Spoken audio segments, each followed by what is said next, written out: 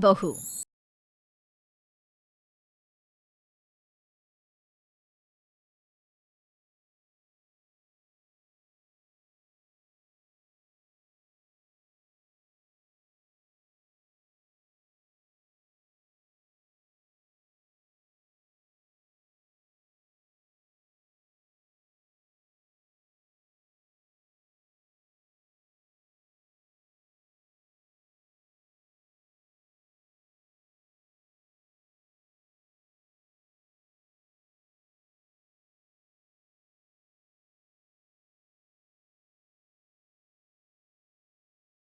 लाल जी का लालची होना।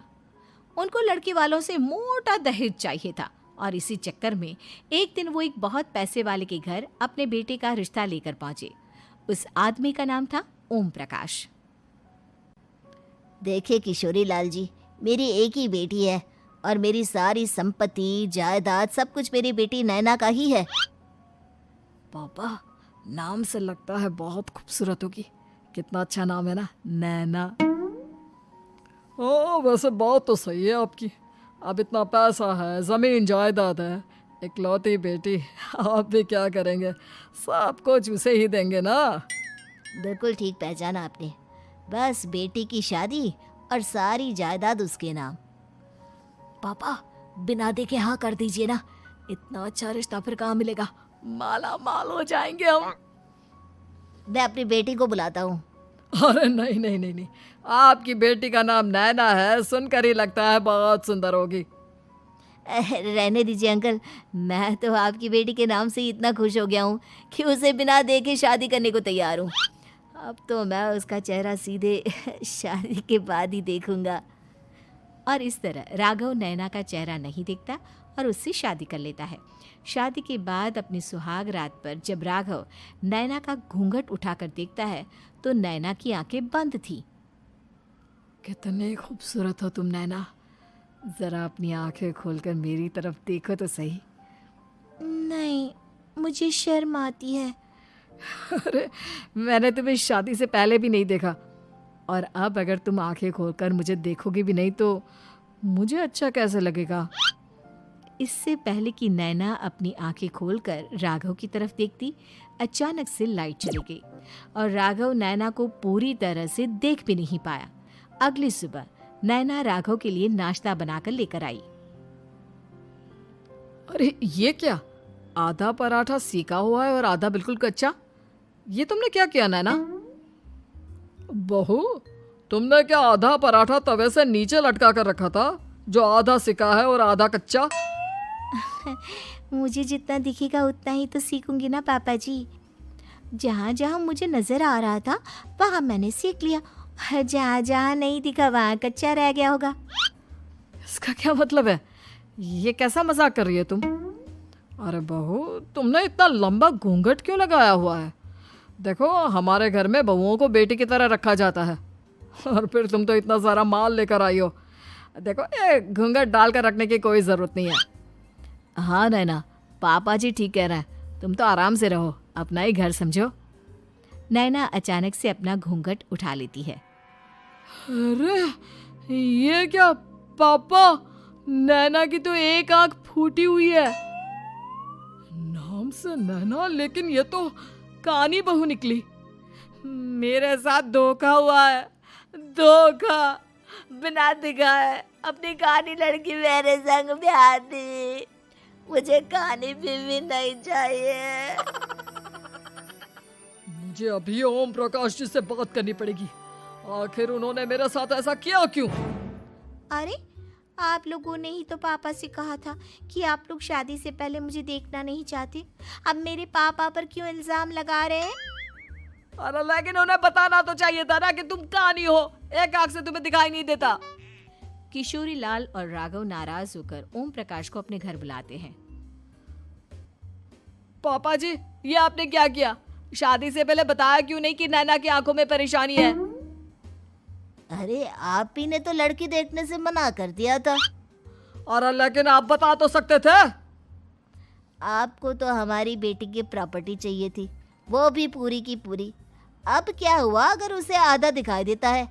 प्रॉपर्टी तो आपको पूरी मिल गई ना। अरे ये क्या बात हुई? मेरी शादी प्रॉपर्टी से नहीं आपकी बेटी से हुई है। अब ये तो पहले सोचना चाहिए था। तब तो मेरी प्रॉपर्टी देखकर तुम्हारी जुबान लपलपा रही थी। लेकिन मैं कानी लड़की को अपनी बीवी बनाकर नहीं रख सकता। पापा कुछ करिए ना आप। हाँ करता हूँ। देखिए ओम प्रकाश जी, आप हमारे साथ ऐसा नहीं कर सकते। और तुम देखो, अगर तुमने मेरी बेटी से शादी तोड़ी ना, तो जो भी प्रॉपर्टी मैंने तुम्हें दी है वो तो पूरी की पूरी वापस ले ही लूंगा, और आधी प्रॉपर्टी तुम्हारी भी लूंगा। अरे मेरी आधी प्रॉपर्टी भला क्यों लेंगे आप? इसलिए क्योंकि मेरी बेटी को आधा नजर आता है और उसकी नजर अभी तक तुम्हारी आधी जायदाद पर ही पड़ी है। अब तुम उसे घर से निकालोगे तो कुछ तो लेकर जाएगी ना। और अगर हम आपकी बेटी को अपने घर की बहू बनाकर रखे तो? तो तुम्हारी पूरी प्रॉपर्टी तुम्हारी ही रहेगी, और जो मैंने तुम्हें दिया है ना, उसमें से बस मैं आधा लेकर जाऊंगा। अरे लेकिन अब आप अपनी दी हुई प्रॉपर्टी में से आधी वापस क्यों लेकर जाएंगे? अगर मैं आपकी बेटी को अपनी पत्नी बनाकर रखने को तैयार हूं तो? इसलिए ताकि भविष्य में अगर तुम मेरी बेटी को धोखा दो तो उसके पास कुछ तो रहे जो पति का हो। वैसे मेरे पास तो बहुत कुछ है, लेकिन अपने पति की कोई निशानी तो उसके पास होनी चाहिए ना। अब अगर तुमने मेरी बेटी को कहानी कहा तो तुम्हें प्रॉपर्टी भी कहानी ही मिलेगी, पूरी नहीं। जमाए राजा। किशोरी लाल और राघव समझ चुके थे कि वो बुरी तरह फंस चुके हैं और अब उनके पास वहां से निकलने का कोई चारा नहीं है। अब समझ में आया ना, लालच बुरी बला होती है।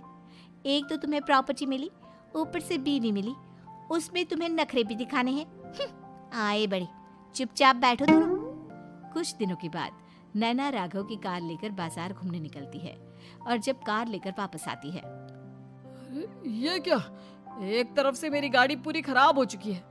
लगता है तुमने मेरी गाड़ी को किसी दूसरी गाड़ी के साथ एक्सीडेंट किया है। अरे अरे कितना बड़ा नुकसान कर दिया तुमने बहू। वो क्या है ना पापा जी, मुझे एक आंख से दिखाई नहीं दे रहा था, सामने से गाड़ी आ रही थी। मुझे तो सिर्फ आधा ही दिखाई दिया और वो गाड़ी मेरी कार से रगड़ते हुए निकल गई।